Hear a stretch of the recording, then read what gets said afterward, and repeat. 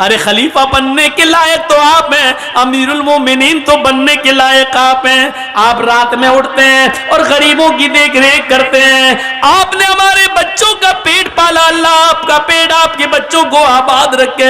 हजरत उमर फारूक रोने लगे। उस औरत ने कहा तो आपने मुझे बहन कहा और आप रो रहे हैं। आपने मेरे घर में खुशियां दी हैं, बच्चों को खिलाया है और मेरी वजह से आपकी आंखों में आंसू। कहा नहीं मेरी बहन, तेरी वजह से आंसू नहीं, आंसू तो इन जुमलों से आए हैं कि तूने कहा कयामत के दिन में उमर का गरीबान पकड़ूंगी।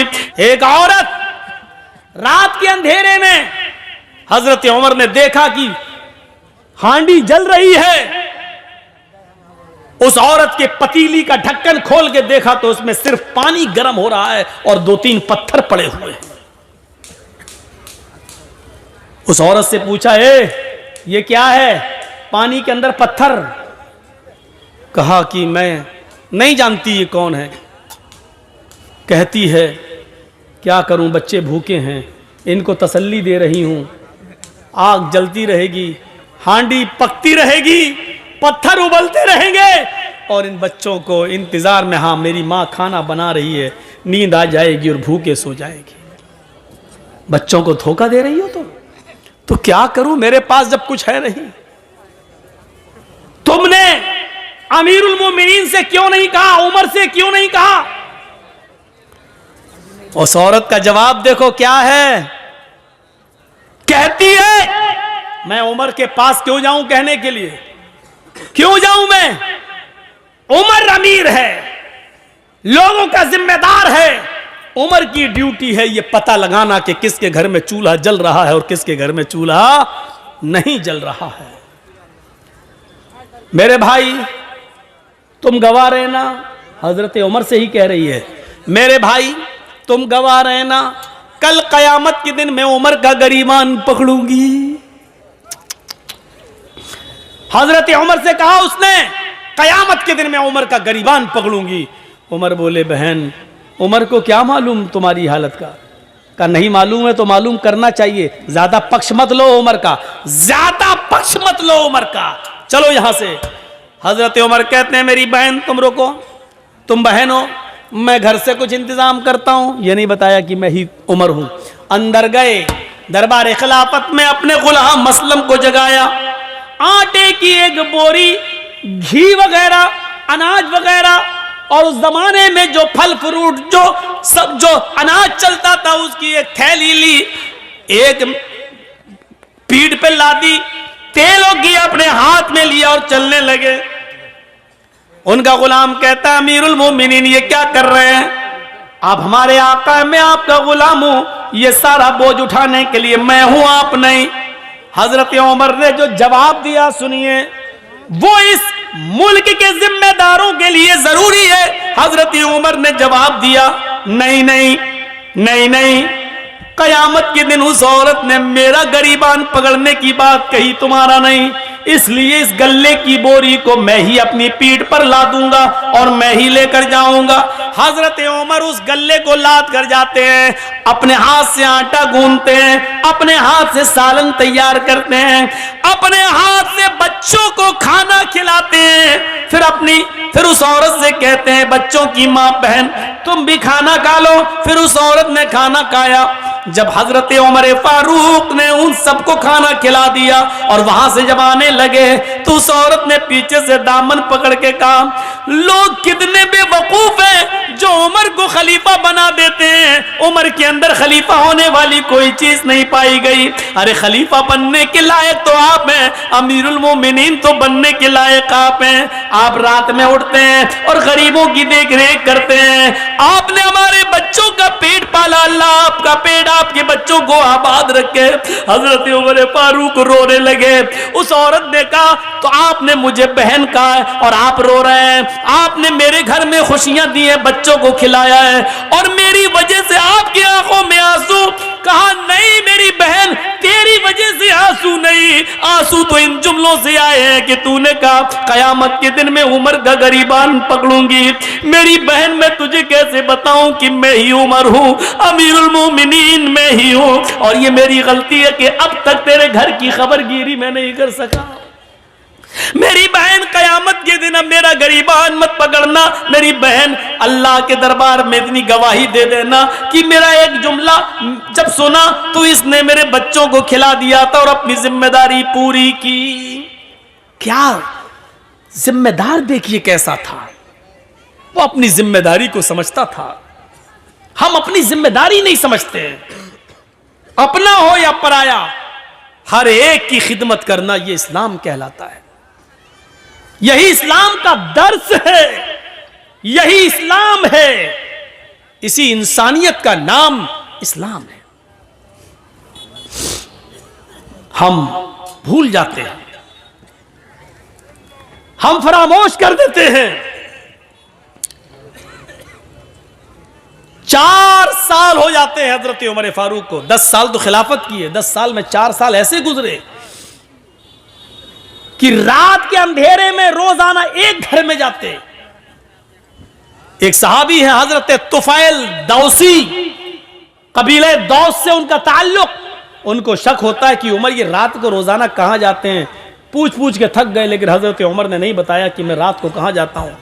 एक दिन तुफैल दौसी को तजस्सुस सूझ गया, देखें कहां जाता है उमर। रात की तारीकी में, रात के अंधेरे में जासूसी करने लगे।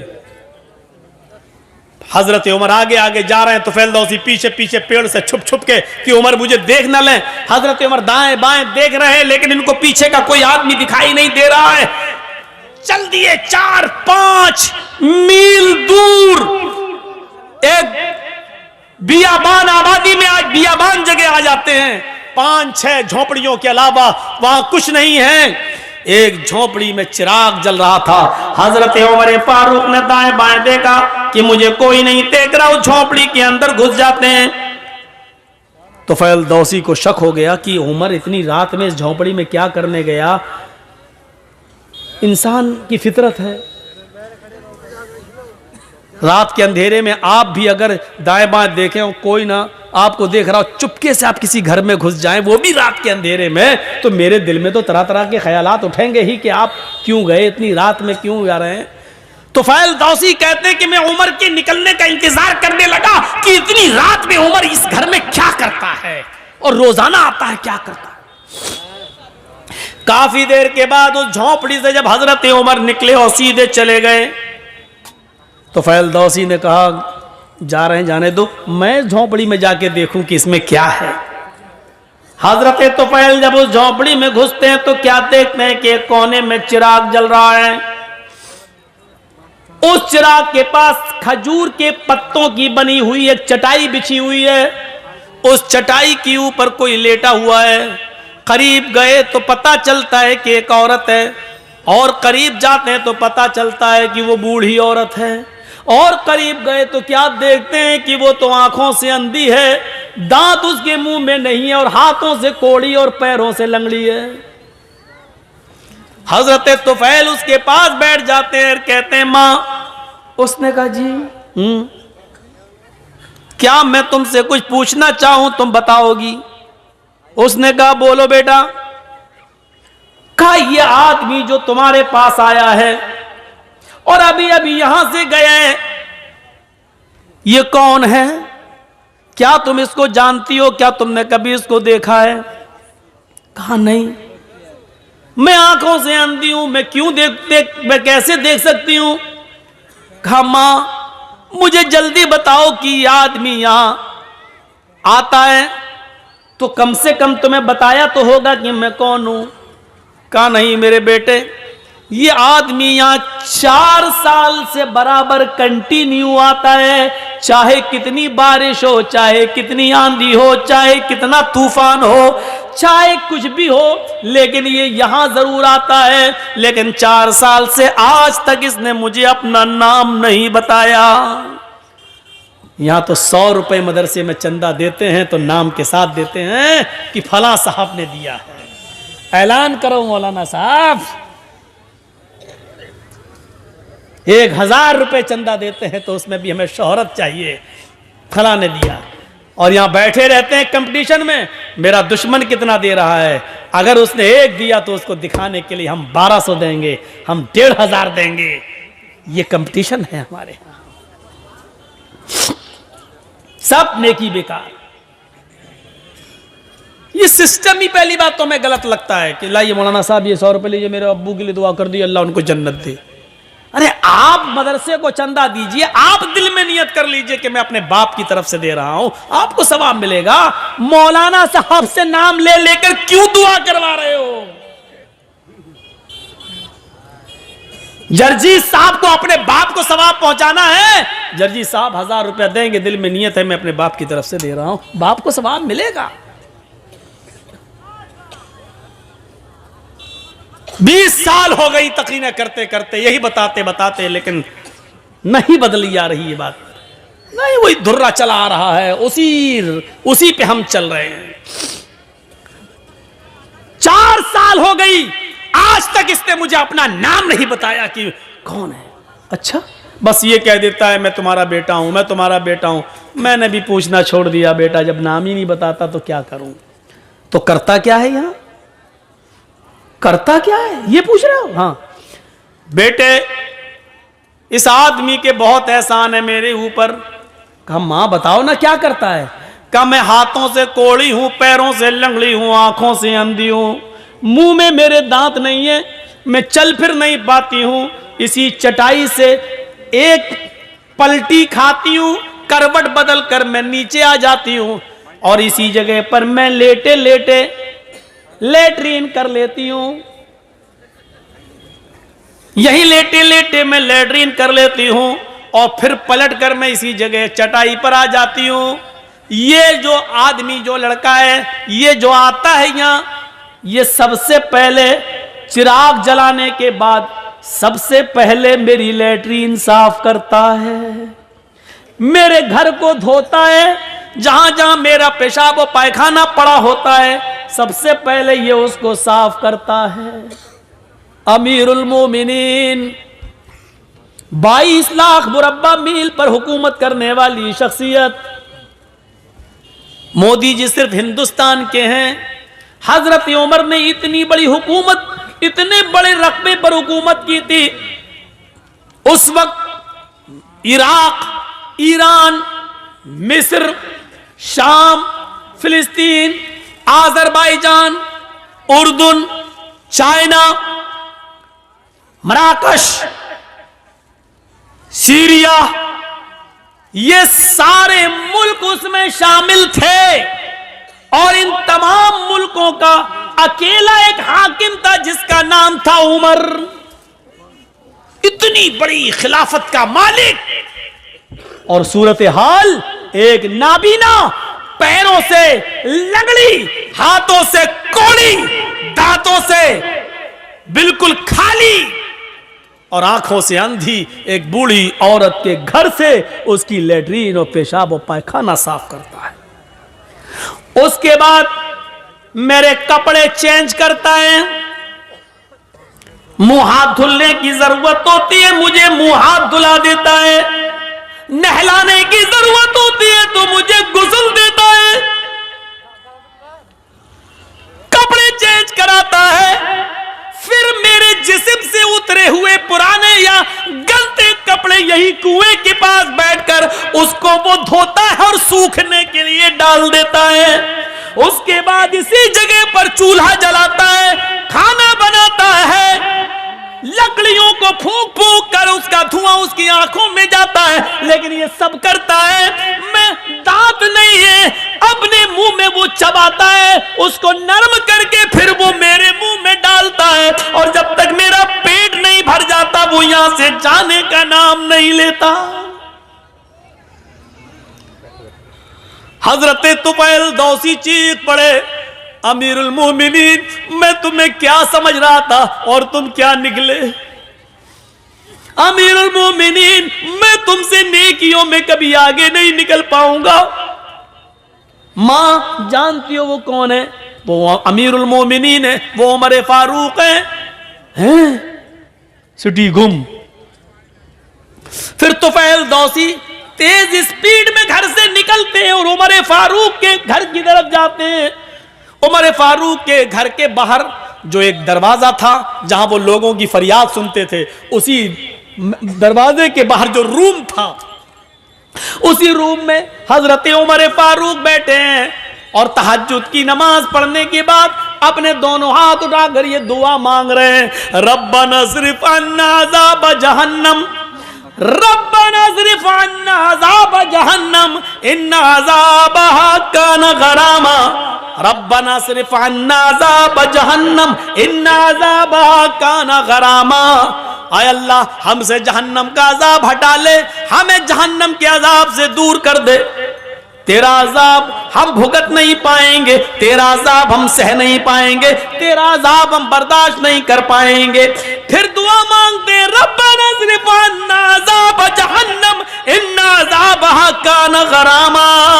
पीछे से तुफैल दौसी टोकते हैं और कहते हैं, रात में बूढ़ी औरत का पेशाब व पायखाना साफ करने वाला, रात में बूढ़ी औरत के कपड़े धुलने वाला, रात में बूढ़ी औरत के लिए खाना बनाकर खिलाने वाला, रात के अंदर बूढ़ी औरत की खिदमत करने वाला, अमीरुल मोमिनीन आए उमर, अगर तुम जहन्नम में चले गए तो फिर जन्नत में कौन जाएगा? रात की तारीकी में 4 साल से ये खिदमत करने वाला शख्स अगर जहन्नम में चला गया तो फिर जन्नत में कौन जाएगा? हजरत उमर फारूक दुआ मांगते मांगते पीछे देखते हैं, सामने तो फैल दौसी हैं, आसमान पर हाथ उठाए हुए नजरें आसमान पर जमाते और कहते हैं, अल्लाह 4 साल से जो नेकी मैं सिर्फ तेरे लिए कर रहा था, जो काम मैं तेरे लिए कर रहा था, तुझे राजी करने के लिए कर रहा था, आज उस राज को फाश कर दिया गया, आज मेरी बात दूसरे को मालूम हो गई, आज ये नेकी पता चल गई और अल्लाह मैंने इसको नहीं बताया, इसने पीछा कर करके खुद पता कर लिया। अल्लाह मेरे इस नेक अमल को रिया नमूत में न लिख लेना, तकब्बुर में न लिख लेना, घमंड के अंदर मेरे इस नेकी को मत लिख लेना, मैंने नहीं दिखाया, मैंने नहीं बताया। ये कौन सी इंसानियत थी? यहां तो बस नमाज पढ़ के निकलते हैं, दाढ़ी पे हाथ फेरते हुए समझते हैं हमने बहुत बड़ा एहसान कर दिया अल्लाह के ऊपर। आए मगरिब कहां नमाज पढ़ने गए थे, नमाज पढ़ने गए थे, नबी मस्जिद से निकले नमाज पढ़ के, ऐसा लगता है जैसे अल्लाह के ऊपर कितना बड़ा एहसान करके आ रहा है यार। सिर्फ नमाज पढ़ लेने से मेरे भाइयों जन्नत नहीं मिल जाती है, आपको उसके लिए इंसानियत भी अपनाना पड़ेगी, अल्लाह के हुकूक भी अदा करना और बंदों के हुकूक भी अदा करना। हम बंदों के हुकूक क्या अदा करेंगे? क्या हमारे मियाँ बीवी के हुकूक, बच्चों के हुकूक हम अदा करते हैं? हम अपने घर में उनके हुकूक अदा नहीं करते। एक शख्स हजरत उमर फारूक के पास आया, अपनी बीवी की शिकायत करना थी उसको। तो हजरत उमर फारूक के बाहर वाले कमरे में वो बैठ गया, देखा कि अंदर से आवाज आ रही है, उसने कान लगाया तो क्या देख रहा है, क्या सुन रहा है? उमर फारूक की बीवी उमर को डांट रही है, हाँ तुम तो चले जाते हो, सुबह से शाम तक आते नहीं हो, पकने का पता नहीं है, खाने की फिक्र नहीं है, बच्चों की फिक्र नहीं है, तुम्हें क्या खलीफा बने बैठे। बहुत कुछ सुना डाली। हजरत उमर फारूक नीचे गर्दन डाल के सुन रहे हैं। तसव्वुर करो, उमर सुन रहे हैं, उमर सुनने वाले आदमी हैं, लेकिन बीवी की सुन रहे हैं। अब निकलते हैं बाहर तो क्या देखते हैं कि एक आदमी उनके घर से बाहर जा रहा है दरवाजे से, ये जरूरत के लिए आया था। हजरत उमर ने उसको आवाज दी, इधर आओ, इधर किधर? वो आया, जी जी जी तुम हमारे पास आए थे जी, फिर जा क्यों रहे हो? कुछ जरूरत थी? कि हाँ जरूरत तो थी, आया तो काम से था, लेकिन वो काम आपके बस का नहीं है, मैं जा रहा हूं। का क्या मतलब? का नहीं नहीं वो आप दूरी नहीं कर पाएंगे इसलिए मैं जा रहा हूं। अरे काम बताया है नहीं तूने और कह रहा कि दूर नहीं कर पाएंगे, अरे काम तो बता पहले क्या है। कहने लगा, अमीरुल मोमिनीन मैं अपनी बीवी की शिकायत लेकर आया था कि मेरी बीवी हमें डांटती रहती है, फटकारती रहती है, हमारी सुनती नहीं है, आया था शिकायत लेकर, लेकिन यहां आने के बाद देखा कि आप तो खुद उस बीमारी में मुब्तला हैं, आपकी बीवी खुद आपको डांट रही है, तो आप मेरी क्या दूर करेंगे, आप अपनी नहीं कर पा रहे हैं। हजरत उमर ने कहा बैठो, बैठ गए। कहा ये बताओ शादी के बाद जो बच्चा पैदा होता है वो बच्चा किसका है? कहा बाप का। कहा बच्चे को दूध पिलाने की जिम्मेदारी किसकी है? कहा बाप की। कि अगर औरत दूध पिलाने का पैसा मांग ले शौहर से कि मैं आपके बच्चे को दूध पिलाऊंगी लेकिन आपसे इतना पैसा लगेगा, तो आपको देना पड़ेगा। कहाँ बच्चा किसका होता है? कि बाप का। पेशाब और पैखाना उस बच्चे का धोना किसकी जिम्मेदारी है? का बाप की। कहा कि हमारी बीवी हमारे बच्चे को धुलाती है, नहलाती है, दूध पिलाती है, इतना अल्लाह ताला ने उसके दिल में रहम डाल दिया है, और खाना पकाना भी औरत की जिम्मेदारी नहीं है, लेकिन वो हमारे लिए खाना भी बना देती है। कहने लगा खाना बनाना औरत की जिम्मेदारी नहीं है? कहा नहीं, नान नफका मर्द के जिम्मे है। आपका निकाह हुआ होगा तो काजी साहब ने निकाह पढ़ाया होगा तो उसमें कहा होगा फला फला लड़की के साथ, फला फला की बेटी के साथ इतने इतने रुपए मेहर, या ये मेहर के इवज अलावा नान नफका, अलावा नान नफका आपका निकाह किया जा रहा है कि आपने कबूल किया। मान लीजिए किसी लड़की का नाम जैनब है और उसके बाप का नाम इदरीस है, तो आप निकाह जब पढ़ाएंगे तीनों आयतें पढ़ने के बाद यह कहा जाएगा कि आए यूसुफ साहब, आए असलम साहब, आए जमील साहब, जैनब बिनते इदरीस, इदरीस की बेटी जैनब के साथ आपका निकाह 5,000 रुपए मेहर के एवज या 2 तोले सोने के एवज आपका निकाह किया जा रहा है, अलावा नान या 5,000 रुपए मेहर के एवज सिक्का राइजुल वक्त अलावा नान नफका आपके निकाह में दिया जा रहा है। क्या आपने कबूल किया? उसके जवाब में आप कहेंगे हाँ मैंने कबूल किया। तो अलावा नान नफका यानी इतने रुपए मेहर तो देना ही है, नान नफका भी आपके, नान मानी रोटी, नफका मानी खर्चा, यानी दवा, बीमारी, इलाज, बच्चों के खर्चे, ये सब औरत की, मर्द की जिम्मेदारी है कि वो औरत को दे। तो वो पकी हुई रोटी भी मांग सकती है। एक मर्तबा एक पंचायत में हमें जाने का मौका मिला था, लेकिन वो अब बेचारा लड़का जो था वो किसी आलिमा से शादी कर लिया था, मौलवन थी वो, पढ़ी लिखी। अब दोनों में बिगड़ गई। हम लोगों ने बहरहाल किसी तरह मामला निपटाया और बनाया उन दोनों का। तो मैंने कहा सुनो ये काम तुम करोगे, और लड़की से कहा देखो आज के बाद शिकायत न सुने, रोटी खाना बना लेना, तैयार करना, तुम्हारा शौहर दुकान से आएगा, उसको खाना खिलाना, ये तुम्हारी जिम्मेदारी। कहती है मौलाना साहब आपको किसने मौलाना बनाया है? हमने कहा क्यों, क्या हुआ? कहा कि रोटी बनाने की जिम्मेदारी हमारी नहीं है। कौन सी हदीस में लिखा बताओ तो? लड़का कहता देखी देखी देखी। हमने कहा और कर ले मौलवन से शादी कर, अब जब तूने की है तो भुगत। फिर मैंने 4 लोगों के साथ मिलकर समझाया कि देखो समाज के अंदर भी कुछ बातें ऐसी होती हैं जो लेके चलना पड़ता है। अब तुम्हारा शौहर जब इतना कर रहा है तो खाना तुम भी, तब उसको प्यार से समझाया। तब कहती हाँ ऐसे समझाओगे तो बना दूंगी, लेकिन अगर ये कहो कि खाना बनाना तुम्हारी जिम्मेदारी, मेरी नहीं है। अब आप लोग सोच रहे होंगे मौलाना यहाँ बयान कर दिया, कहीं ऐसा ना हो कि घर में कल हमारी औरतें हमसे खाना बनवाएं। इतना जालिम नहीं होंगी इंशाअल्लाह, इतना जालिम नहीं होंगी, जुल्म नहीं करेंगी। तो हजरत उमर ने उसको समझाया कि वो खाना बना देती हैं, कपड़ा धो देती हैं, बच्चे को नहला देती हैं, उसका पेशाब और पैखाना साफ कर देती हैं। कहता हाँ ये तो है, हाँ ये तो है, हाँ ये तो है। तो कहा फिर थोड़ी सी 2-4 बातें सुन ले, उसमें क्या बिगड़ रहा तेरा, चुप खामोश हो जा। देख मैं कितनी बड़ी हुकूमत का मालिक मैं सुन रहा हूं अपनी बीवी की, तू भी सुन ले।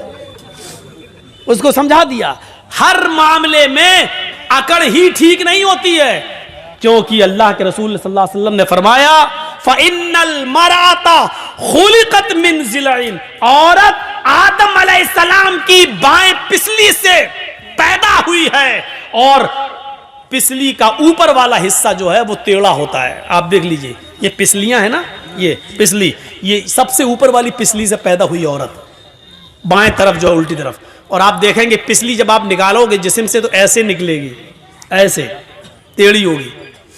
अल्लाह के नबी ने फरमाया फ़इन ज़हबता तुक़ीमुहु कसरतहु, अगर तुम उसको सीधा करोगे ऐसे तो यहां तक तो सही होगी, बस ज्यादा करोगे टूट जाएगी, सीधी नहीं हो सकती। खुद अल्लाह के नबी कहते हैं पिछली टेढ़ी है, फ़इन ज़हबता तुकीमुहु कसरता, अगर तुम उसको सीधा करने गए तो टूट जाएगी। वइन तरकहु लम यज़ल अवज, और अगर छोड़ दिया तो टेढ़ी रहेगी। क्या करोगे? अगर नहीं उसको सीधा किया, छोड़ दिया तो टेढ़ी रहेगी, और सीधा करोगे तो टूट जाएगी। यानी औरत टेढ़ी है, सीधा करोगे तो तलाक हो जाएगी, इसलिए टेढ़ा ही रहने दो। ये औरत की फितरत बताई अल्लाह के रसूल ने। तो टेढ़ापन थोड़ा सा बर्दाश्त करो, क्योंकि सीधा करने के चक्कर में रहोगे औरत को तो औरत टूटना गवारा कर लेगी, लेकिन सीधा नहीं होगी।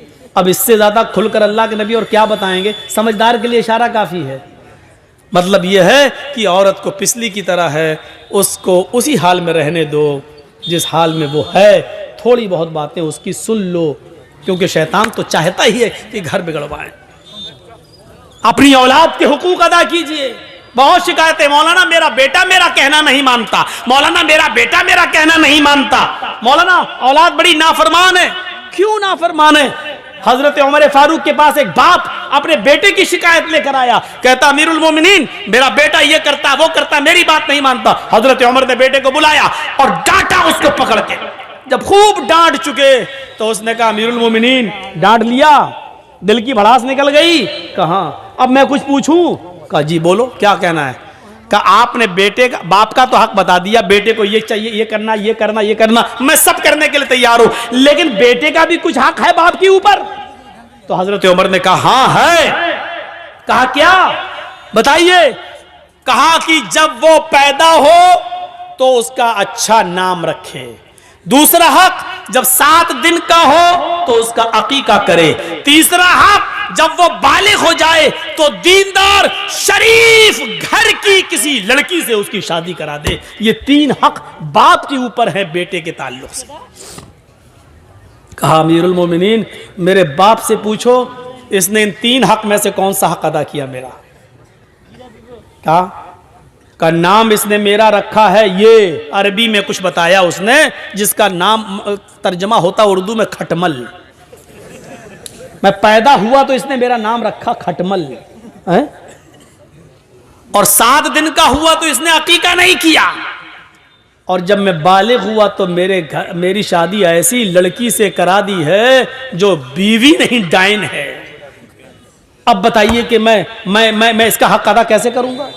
तब हजरत उमर फारूक ने लड़के की बात को सुना और उसके बाद फिर बाप को डांटा कि जब तुम अपनी औलाद का हक अदा नहीं कर रहे हो तो क्या उम्मीद रखोगे कि आपकी औलाद आपका हक अदा करेगी?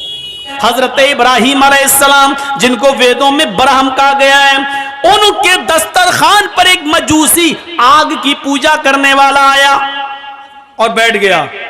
उसने खाने का लुकमा उठाया, कहा बिस्मिल्लाह। हम लोग क्या पढ़ते हैं? बिस्मिल्लाह। उसने क्या कहा? बिस्मिल्लाह, आग के नाम से शुरू करता हूं। यानी आग को अपना खुदा बनाया। आग के नाम से इब्राहीम अलैहिस्सलाम ने पकड़ा, लुकमा रख, रोटी रख, ये मेरे खुदा ने दी है, मेरे अल्लाह ने दी है, और तू आग का नाम लेता है, अल्लाह का नाम ले। उसने कहा इब्राहीम नहीं लूंगा मैं तुम्हारे अल्लाह का नाम, नहीं लूंगा। इब्राहीम अलैहिस्सलाम ने कहा उठो भागो चलो, नहीं खिलाऊंगा तुम्हें खाना। थोड़ी दूर गया, परशुराम आ गए, जिब्राइल अलैहिस्सलाम आ गए, फरिश्ता आ गया, कहने लगा इब्राहीम अल्लाह ने कहा है उस 90 साल के बुढ़े को पकड़ के लाओ, खिलाओ। कहा इब्राहीम अलैहिस्सलाम ने अरे वो तो अल्लाह का नाम ही नहीं लेता है। कहा इब्राहीम अलैहिस्सलाम तुम्हारे रब ने कहा है, उसने आज तुम्हारे दस्तरखान पर मेरा नाम नहीं लिया, वो तो 90 साल से मेरा नाम नहीं ले रहा है, उसने कभी अल्लाह का नाम नहीं लिया, लेकिन अल्लाह ने उसको 90 साल तक खाना खिलाया है। उसने कभी अल्लाह की इबादत नहीं की, फिर भी अल्लाह ने उसको खाना खिलाया है। तुम्हारे दस्तरखान से कोई भूखा कैसे उठ सकता है? तुम नबी हो, ऋषि हो, पैगंबर हो, इंसानियत तुम्हारे अंदर रहनी चाहिए। भूखा कोई भी हो वो भूखा नहीं उठना चाहिए तुम्हारे दस्तरखान से, खिलाओ। इब्राहीम अलैहिस्सलाम उसको बुढ़े को पकड़ के लाए, दस्तरखान पे बिठाया और खिलाया, और क्या कहा लो बैठो खाओ। उसने कहा अब क्या हुआ? चिढ़ाने लगा, तंज मारने लगा। अब क्या हुआ? कहा मेरे रब ने कहा कि उसको खिलाओ। उसने तो 90 साल से मेरा नाम नहीं लिया, फिर भी हम उसको खिला रहे हैं। तुम्हारे यहां तो एक दिन नहीं लिया और तुम बिदक गए, तुम उचक गए, तुम नाराज हो गए।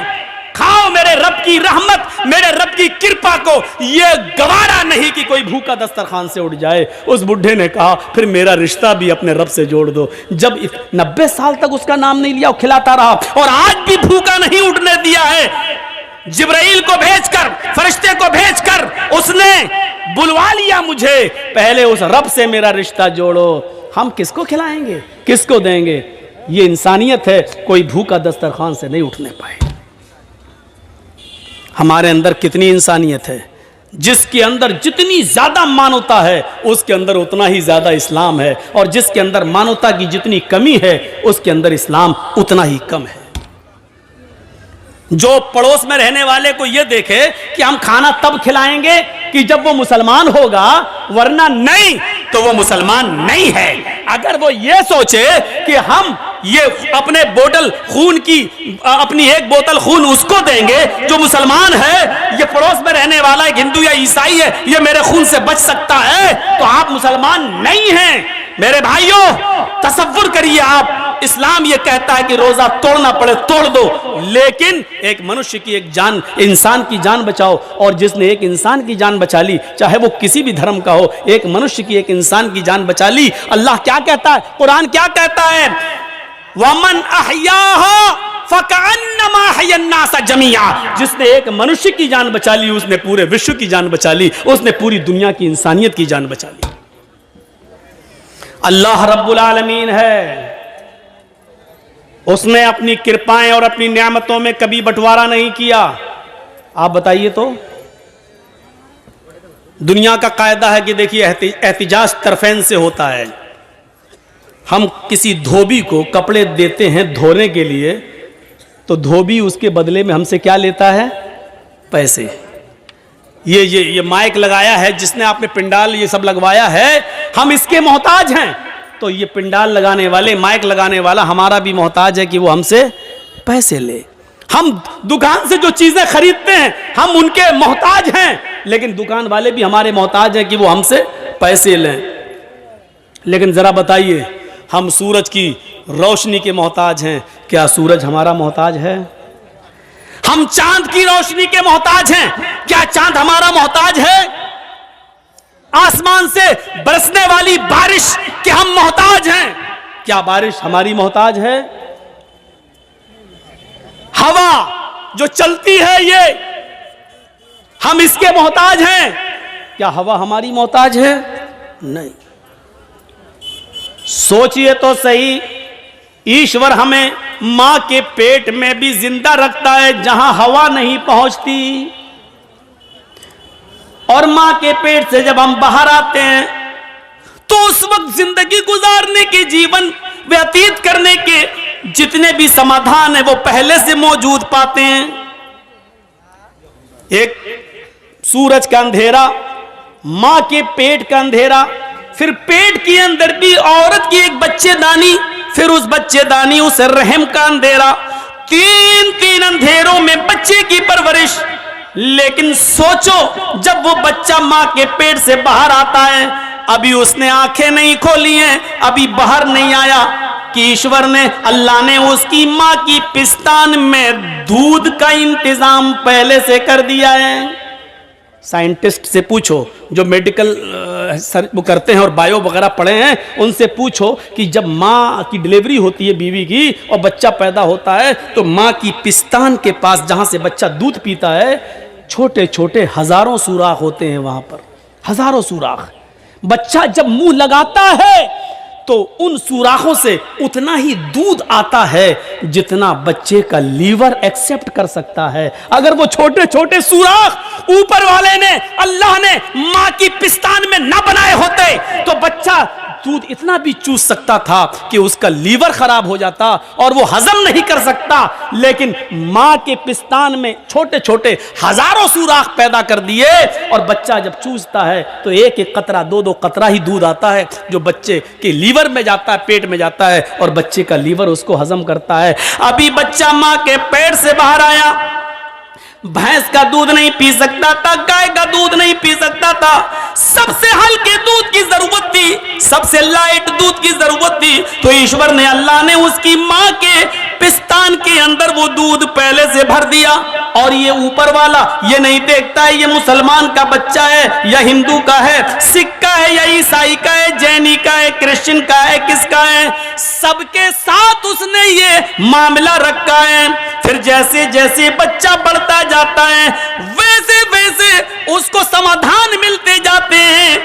हम सूरज के मोहताज हैं, लेकिन सूरज हमारा जर्रा बराबर मोहताज नहीं है। हाँ, गवर्नमेंट बिजली देती है तो रीडिंग की शक्ल में टैक्स लेती है, इतने यूनिट तुमने बिजली खर्च की है।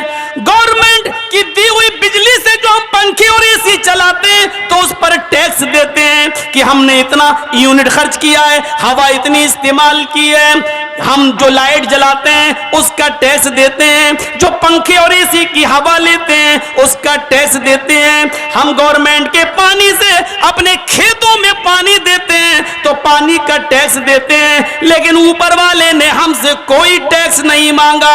9 करोड़ 30 लाख मील की बुलंदी पर यह सूरज चमकाया, 1 करोड़ 40 लाख डिग्री सेंटीग्रेड गर्मी इस सूरज की हमें मिलती है, लेकिन उसने कभी ये नहीं कहा ओ मेरे बंदो मुझे टैक्स दो। उसने हमें हवा दी है, उसने कभी नहीं कहा मेरे बंदो मुझे टैक्स दो। उसने हमें और आपको बारिश दी है, बारिश आसमान से पानी हमें दिया, हमारे खेतों को पानी दिया है, लेकिन आज तक उसने टैक्स नहीं मांगा। इन तमाम चीजों के बदले में उसने मांगा तो ये मांगा ओ मेरे बंदो दिया मैंने तो शुक्र भी मेरा अदा कर, दिया मैंने तो मेरी गा हमद तारीफ प्रशंसा मेरी कर। बस इन तमाम चीजों के बदले में तू अपना माथा मेरे सामने झुका दे, मेरे घर में चला जा, अपनी पेशानी मेरे सामने रख दे, ताकि मुझे यकीन हो जाए कि मेरे बंदे ने मुझे अपना मालिक और अपने आप को मेरा बंदा बना लिया। वमा खलक़तुल जिन्ना वल इंसा इल्ला लियअबुदून। सिर्फ हमने अपनी इबादत के लिए, हमने अपनी पूजा के लिए तुझे पैदा किया, इतना सा भी हम नहीं कर सकते।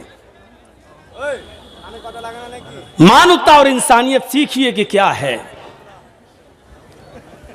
न्याय की बात हो तो मानवता देखिए, खिलाने पिलाने की बात हो तो मानवता देखिए। इस्लाम के हर कानून को हमें फॉलो करना है, इतना याद रखिएगा, चाहे वो हमारी समझ में आए या ना आए।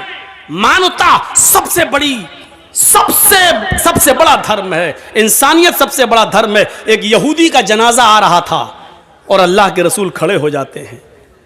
आपके अनुयायी, आपके मानने वाले, आपके सहाबा कहते हैं अल्लाह के नबी आए मोहम्मद सल्लल्लाहु अलैहि वसल्लम यहूदी के जनाजे को देखकर आप खड़े हो गए, मरने वाला तो यहूदी था। तो अल्लाह के नबी ने क्या कहा, पढ़िए बुखारी शरीफ की हदीस चैप्टर देखिए। अल्लाह के नबी ने कहा मरने वाला यहूदी था तो क्या हुआ, इंसान तो था, मनुष्य तो था, क्या हम उसके गम में शरीक ना हो, क्या हम उसके गम में शरीक ना हो, क्या हम उसके गम में न जाएं। ये इंसानियत थी, ये मानवता का दर्श था, किसी के गम में बराबर का शरीक होना। किसी की बीमारी हो आप चले जाएं और उसका दुख दर्द बांट लें। मेरे भाइयों, यही तो मानवता है, यही तो इंसानियत है। अल्लाह खिलाता है सबको, अल्लाह पिलाता है सबको, अल्लाह की दी हुई चीजों में कोई मतभेद नहीं है। महिदेवस्य सवितु परिष्टुति, महान है हमारा वो देवता जिसके लिए सारी की सारी प्रशंसा है, जिसके लिए सारी की सारी तारीफ है। देखिए एक एक शब्द की तरफ नजर डालिए तो आपको पता चलेगा। इस्लाम तो इतनी इंसानियत का धर्म है कि अगर आप इस्लाम के अंदर इंसानियत देखेंगे तो आप तड़प जाएंगे। आपके अंदर तजस्सुस जागेगा। गौर करो कि हजरत उमर फारूक रात की तारीकी में, रात के अंधेरे में, रात के खटाटोप अंधेरे के अंदर गश्त कर रहे हैं। और एक आदमी को झोपड़ी के अपने घर के बाहर देखते हैं। वो मुसलमान नहीं था, लेकिन मानवता देखिए आप, इंसानियत देखिए आप। वो मुसलमान नहीं था, लेकिन बाहर, घर के बाहर रो रहा है। हजरत उमर उसके पास बैठ गए, पूछते हैं उससे, क्यों रो रहे हो? आप इधर देखेंगे तो आपको समझ में आएगा। ये वाकया निकल गया जहन से, पूरी तकरीर बेकार हो जाएगी। क्या रो रहे हो, क्यों रो रहे हो? वो नहीं जानता था कि ये मेरे पास जो बैठा है ये कौन है। अगर कोई सहाबी होते तो वो पहचानते हजरत उमर फारूक को, लेकिन चूंकि वो मुसलमान था ही नहीं, वो गैर मुस्लिम था, रो रहा है। हजरत उमर ने कहा, क्यों रो रहे हो? और जानते हो उसने गुस्से में क्या कहा? अरे मैं वैसे ही परेशान हूं, तू और आ गया मुझे परेशान करने। अबे जाना, चल। कैसा लगेगा? हम आपकी मदद करने के लिए आना चाहते हैं और आप कह रहे जा यार, हमारी खोपड़ी वैसी गर्म है, तू और गर्म करने आ गया। हजरत उमर फारूक बुरा नहीं माने उसकी इस वर्ल्ड का, उसके इस जुमले का। हजरत उमर फारूक रजी अल्लाह ताला अन्हु उसके पास बैठकर कहते हैं कि मेरे भाई, तुम परेशान हो, मैं भी परेशान हूं, इसलिए सोचता हूं कि तुमसे हम अपनी परेशानी बयान करें और तुम हमसे अपनी करो। हम दोनों एक दूसरे का दर्द बांट लेते हैं। कभी कभी होता है ऐसा ना कि आप भी परेशान हो, हम भी परेशान हो, तो दोनों बैठ के चलो अपना वक्त पास कर लें। अब जेल में आप जाइए कभी तो ऐसे ही होगा ना, आप भी कैदी हम भी कैदी, तुम अपनी दास्तान सुनाओ हम अपनी सुनाएं, तुम क्यों आए हो हम क्यों आए हैं, इसी टाइम पास करने का एक बहाना चाहिए। तो हजरत उमर फारूक को कोई परेशानी नहीं थी, लेकिन फिर भी उसका दर्द जानने के लिए बैठ गए। बताओ सही क्या परेशानी, प्रॉब्लम क्या है? उसने कहा कि अब जब तुम इतना कह रहे हो तो मैं बताता हूं कि मेरी बीवी को तकलीफ है, दर्द है। डिलीवरी के वक्त औरत को जो दर्द होता है, बच्चे की पैदाइश के वक्त, वो हो रहा है। और यहाँ बारिश हो रही है, गांव में कोई दाया नहीं मिल रही है।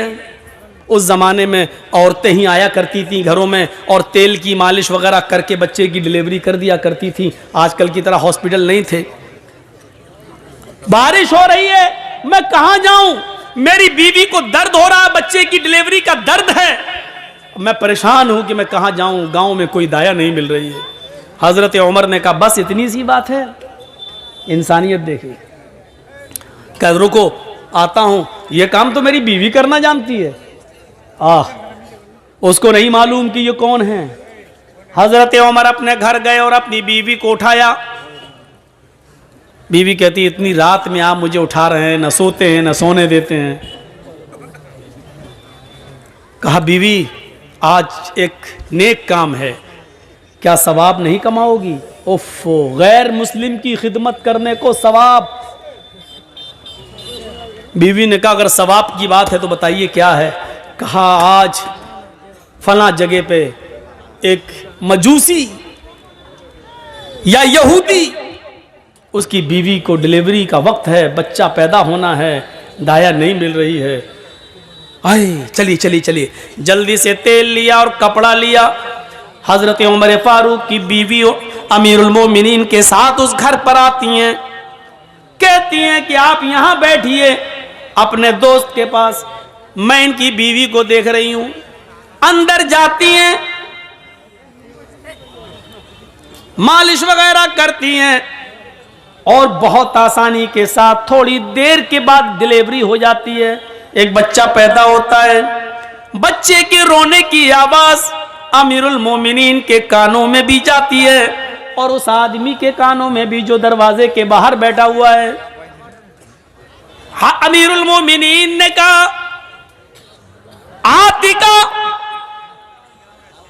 क्या डिलीवरी नॉर्मल है? ठीक है, जच्चा बच्चा दोनों ठीक हैं। अंदर से आवाज आती है जी दोनों ठीक हैं। अमीरुल मोमिनीन अपने दोस्त से कहिए कि ऊपर वाले ने तुम्हें लड़के की नेमत से नवाजा है, तुम्हें लड़का हुआ है।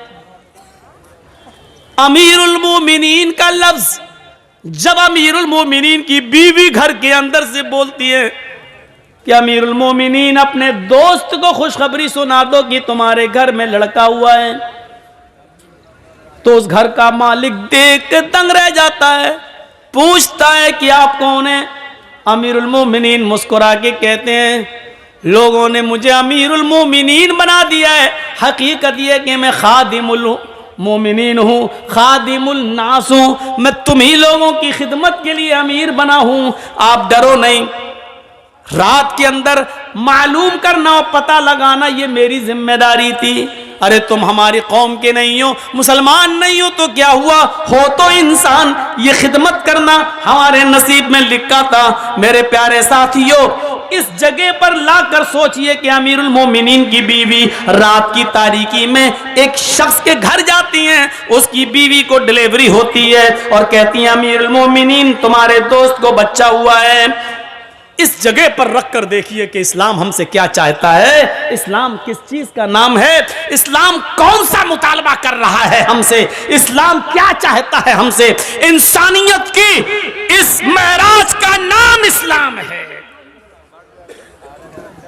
हम क्या करेंगे? हमारे यहां तो नफरतें भरी रहती हैं कि ये कौन है, ये कौन है, ये कौन है, और मुसलमान भी हम हैं तब भी हमारे यहां भरा है। शेरशाहबादी कौन है, सुरजापुरी कौन है, ये आगे क्यों बढ़ रहा है, फला आगे क्यों बढ़ रहा है। एक नबी के मानने वाले, एक कलमा पढ़ने वाले, एक कुरान को तस्लीम करने वाले, एक किबले की तरफ रुख करने वाले, एक रब को मानने वाले, एक किबले की तरफ नमाज रुख करके नमाज पढ़ने वाले, जब हमारे अपने अंदर इंसानियत नहीं रहेगी तो हम दूसरों को इंसानियत का दर्स कैसे देंगे और सबक कैसे देंगे। यही हजरत उमर है। आओ एक ऐसा वाक़या तुम्हें सुनाने जा रहा हूं जिस वाक़े को सुनकर हमारे ज़मीर जाग जाएंगे। रात की तारीकी है, हजरत उमर रात के अंधेरे के अंदर गश्त करके देख रहे हैं कि कौन परेशान है। काफी दूर निकल जाते हैं तो एक और परेशान आदमी नजर आता है, घर के बाहर बैठा हुआ और रो रहा है। हजरत उमर उसके पास बैठ गए। जी क्यों रो रहे हो? उसने भी यही कहा, अरे जा यार क्या दिमाग खराब कर। नहीं बोलो तो क्या बात है, अरे तुम क्या कर लोगे यार, जाओ ना, मेरी किस्मत मेरा नसीब। नहीं ऐसी बात मत करो, देखो रात में तुम निकले हो, रात में मैं भी निकला हूं, परेशान हो आप भी हम भी, चलो बताओ ना क्या बात है, शायद मैं तुम्हारे कोई काम आऊं। रोने लगा और कहने लगा, नहीं जानता कौन है। कहता है कि मेरे भाई जब तुमने एक रिश्ता जोड़ी लिया तो सुनो, मैं बहुत किस्मत का मारा हुआ इंसान हूं। मैं इस झोपड़ी के बाहर बैठा हुआ हूं, अंदर मेरी बीवी रो रही है और इधर मैं रो रहा हूं। कहा क्यों, क्या बात है? कहा मेरी बीवी बहुत ही ज्यादा खूबसूरत है और मेरी गांव का एक बहुत मजबूत आदमी, पैसे में भी मजबूत है, असर और रसूख में भी मजबूत है और ताकतवर भी है। उसके आगे पीछे गुंडे भी रहते हैं। वो शख्स रात की तारीकी में आता है और मुझे मेरा कान पकड़कर घर से बाहर निकाल देता है। फिर वो मेरी बीवी के साथ जिना करता है, मेरी बीवी को मजबूर कर देता है गलत काम करने के लिए। नहीं तो वो मुझे और मेरी बीवी दोनों को मारने की धमकी देता है। मेरी बीवी डर जाती है और मारे डर के वो सब कुछ कर लेती है जो उसका ज़मीर उसको गवारा नहीं करता। ओह ये प्रॉब्लम है। अभी आया था, हाँ आया था और गलत काम करके चला भी गया। हजरत उमर ने कहा मेरे भाई सच बताओ अब वो कब आएगा? कहा वो एक दिन छोड़कर आता है, आज आया है, गलत काम करके चला गया है, अब वो कल नहीं आएगा, परसों आएगा। अमीरुल मोमिनीन की नजरें आसमान की तरफ उठी और दिली दिल में कहा इलाहुल आलमीन, कितना लाचार बे अमीरुल मोमिनीन हो। मेरे दरबार खिलाफत में, मेरे दौरे खिलाफत में एक गैर मुस्लिम आदमी के ऊपर जुल्म हो रहा है और इस इलाके का मालिक मैं हूं। हजरत उमर फारूक का यह वाकया योगी और मोदी दोनों के लिए चैलेंज है।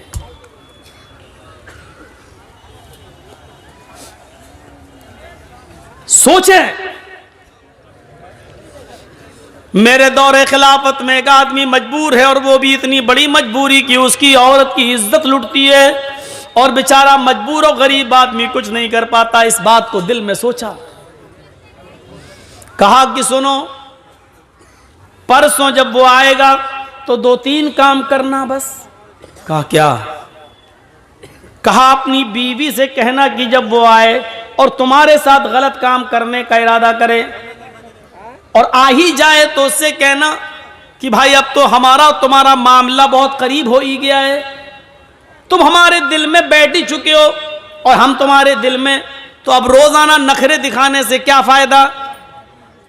ऐसा करो कि ये काम तुम कर जब चाहो तब कर लिया करो, लेकिन रोशनी में मुझे अच्छा नहीं लगता है, रोशनी में मुझे मेरे पति की, मेरे शौहर की याद आती है, इसलिए चिराग बुझाकर ये गलत काम करो और मैं खुलकर तुम्हारा सपोर्ट करूंगी। इतना कहना, वो तुम्हारी बीवी की बातों में आ जाएगा और चिराग बुझा देगा, बकिया काम मैं संभाल लूंगा। वो कहने लगा, क्या मतलब है तुम्हारा, बकिया काम संभाल लूंगा, क्या मतलब? कहा तुम डरो नहीं, कुछ नहीं होगा, और अपनी बीवी से ये कह देना कि खाना बनाकर रखना। यार ये क्या मसला, खाने से इसका क्या ताल्लुक है? बस जो कह रहा हूं वो करना। अपनी बीवी को बोलना कि खाना बनाकर रखे और जब वो तुमसे गलत काम करने लगे तो चिराग बुझा देना, बस।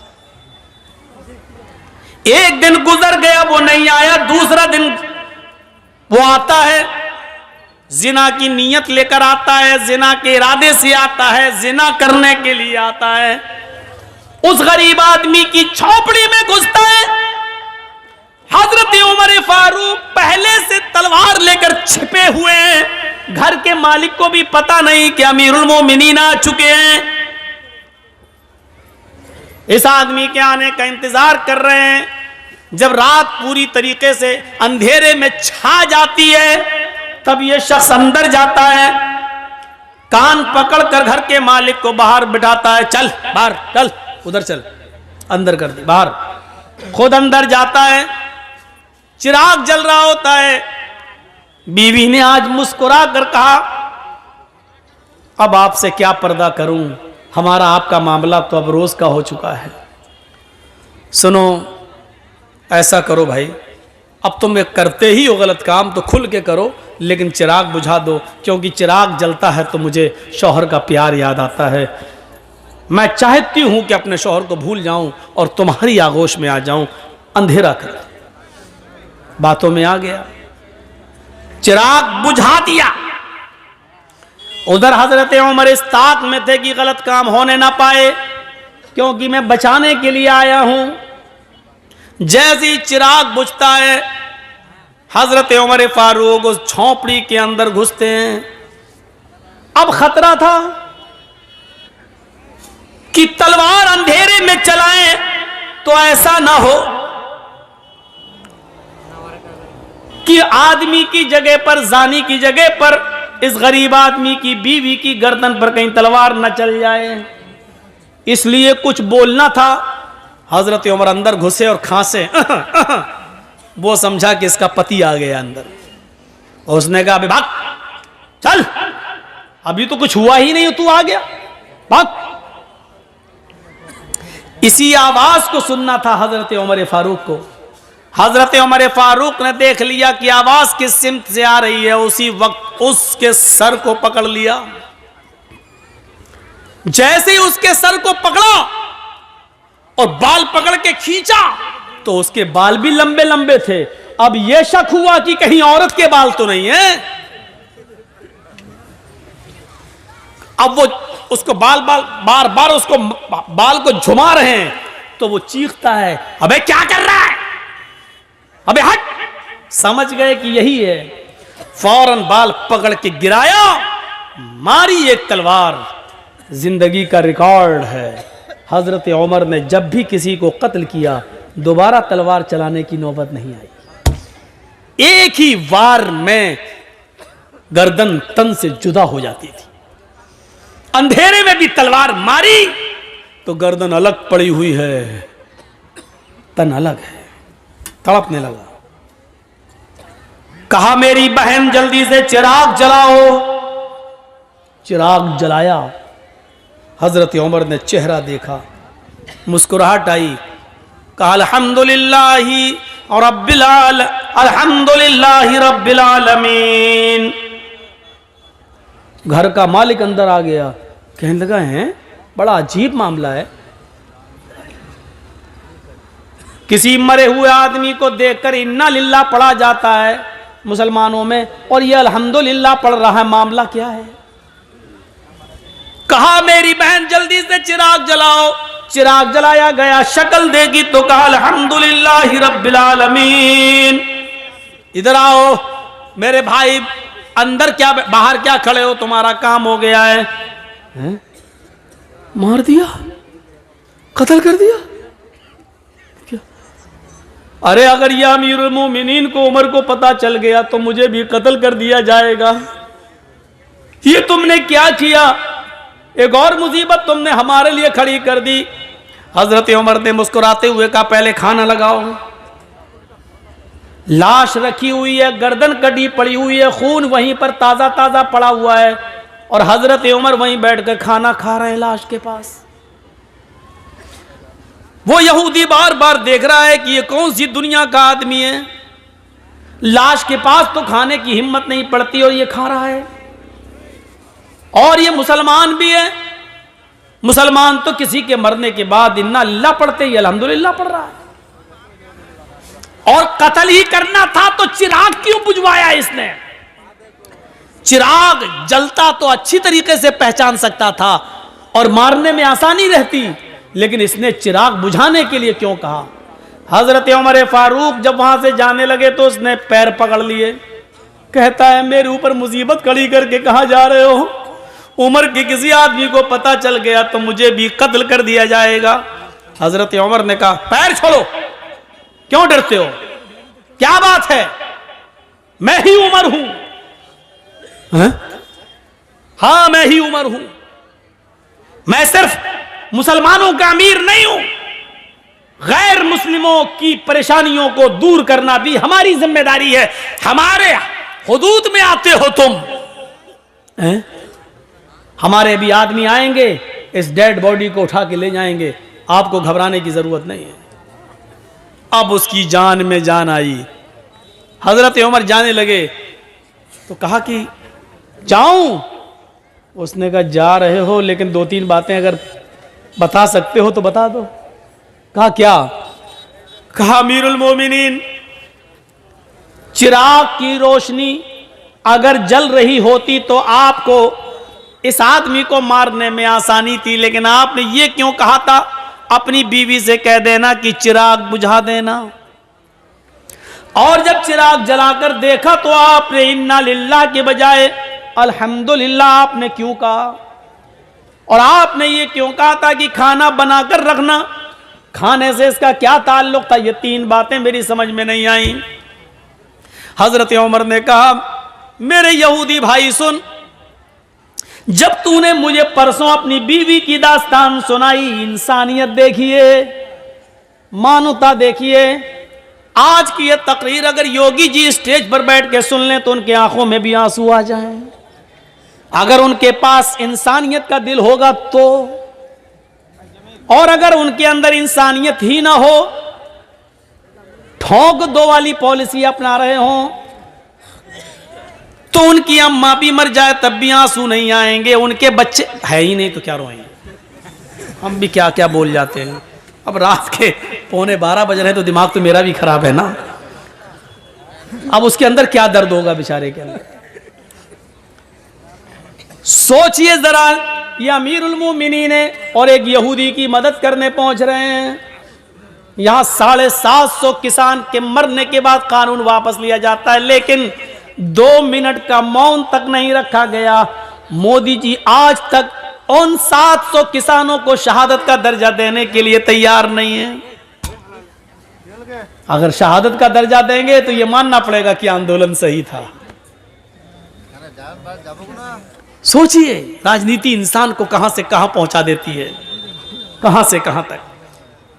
किसान कानून वापस लिया जा रहा है, लेकिन उस बेटे के बाप को मंत्री पद से अभी भी बर्खास्त नहीं किया जा रहा है, जिसके बेटे ने किसानों के ऊपर गाड़ी चढ़ा दी। ये राजनीति क्या क्या गुल खिलाती है। कहा परसों जब मैं आया था और तूने मुझे अपनी दास्तान सुनाई थी, तो उस दिन मैंने सोचा, तूने कहा कि बड़ा असर रसूख वाला आदमी है, जान पहचान वाला आदमी है, पैसे वाला आदमी है। तो मैंने सोचा कि आए उमर, ये गलत काम करने वाला कहीं तेरा बेटा तो नहीं है, कहीं तेरे खानदान का कोई आदमी तो नहीं है। इतनी हिम्मत किसकी है जो मेरे दौरे खिलाफत में यहां आकर यह काम कर रहा है। तो मेरे दिल में यह ख्याल आया कि इतना गंदा काम मेरे दौरे खिलाफत में कोई मेरे खानदान का, मेरे घर का कोई आदमी तो नहीं कर रहा है। इसलिए मैंने कहा था चिराग बुझा देना। आए मेरे यहूदी भाई, जब मैं घर के अंदर घुसा चिराग बुझाने के लिए, इसलिए कहा था अगर चिराग जल रहा होता और ये आदमी या जिना करने वाला कोई और होता, मेरा करीबी रिश्तेदार होता, मेरा बेटा होता, और तेरे घर में जब मैं घुसता और चिराग जल रहा होता और मेरी नजर उसके ऊपर पड़ती और उसकी मेरे ऊपर पड़ती, तो हो सकता अपना बेटा समझकर, अपने बेटे को देखकर, अपने भतीजे को देखकर, अपने खानदान के किसी रिश्तेदार को देखकर हो सकता था कि मेरा गुस्सा ठंडा हो जाता और तलवार फिर मेरी उसकी गर्दन पर न चलती, और फिर मैं तुझे मनाता कि कुछ ले दे के मामला रफा दफा कर लो। इसलिए मैंने चिराग बुझाने के लिए कह दिया था, ताकि ना मैं शक्ल देखूंगा ना उसकी शक्ल मुझे दिखेगी, तो तलवार चलाने में आसानी होगी। फिर मैंने उसकी गर्दन पे तलवार चलाई, और जब गर्दन मेरे हाथ में आ गई तन अलग, तो फिर मैंने तुम्हारी बीवी से कहा बहन जल्दी से चिराग जलाओ, इसलिए कि मैंने ये देखने की हिर्स थी, लालच था कि देखें मरने वाला मेरा रिश्तेदार तो नहीं है। जब चिराग जला और उसके सर पर मेरी नजर पड़ी तो मैंने अल्लाह का शुक्र अदा किया, इसलिए कि अल्हम्दुलिल्लाह मरने वाला मेरा खानदान का नहीं, मेरा रिश्तेदार नहीं, मेरा बेटा नहीं, मेरा भतीजा नहीं, मरने वाला भी गैर मुस्लिम है, तू भी गैर मुस्लिम है, ये गलत काम करने वाला भी गैर मुस्लिम है। इस पर मैंने अल्हम्दुलिल्लाह रब्बिल आलमीन पढ़ा। तमाम तारीफें अल्लाह के लिए हैं जिसने जो दोनों जहान का पालनहार है, इसलिए मैंने अल्हम्दुलिल्लाह पढ़ा है कि मरने वाला मेरे खानदान का नहीं है। उसने कहा अच्छा खाना बनाने के लिए क्यों कहा? कहा जब तूने परसों मुझे ये दास्तान सुनाई तो उसी दिन मैंने कसम खा ली, उमर तेरे दौरे खिलाफत में यह आदमी परेशान है और तू आराम से कैसे खाना खा सकता है, तू कैसे पानी पी सकता है, तू मौज मस्ती के साथ कैसे रह सकता है। आए उमर, उस वक्त तक तेरे ऊपर खाना हराम है जब तक कि उस आदमी के लिए खाने के लिए रास्ता हमवार न कर देगा, जब तक कि इस आदमी को मारकर और उस आदमी को नजात देकर जब तक मैं फारिग न हो जाऊं तब तक मैं खाना नहीं खाऊंगा। मैं परसों से भूखा हूं, कल दिन भर नहीं खाया, आज दिन भर नहीं खाया। जिंदा रहने के लिए मैंने 1-2 खजूरें खाई और पानी पिया। मेरे दिल में यह था कि जब तक तुझे इस मुसीबत से नजात न दिला दूं, तुम्हारे लिए खाने पीने का रास्ता हमवार न कर दूं। जब तुम चैन से नहीं खा पा रहे हो तो मैं चैन से कैसे खाऊं? जब तुम चैन से बैठ नहीं पा रहे हो तो मैं चैन से कैसे बैठूं? इसलिए मैंने खाना नहीं खाया था। अल्हम्दुलिल्लाह आज मैंने पेट भर के खाना खाया। एक आदमी की मुसीबत को अपनी मुसीबत समझना, उसके दर्द को अपना दर्द समझना, ये इस्लाम है।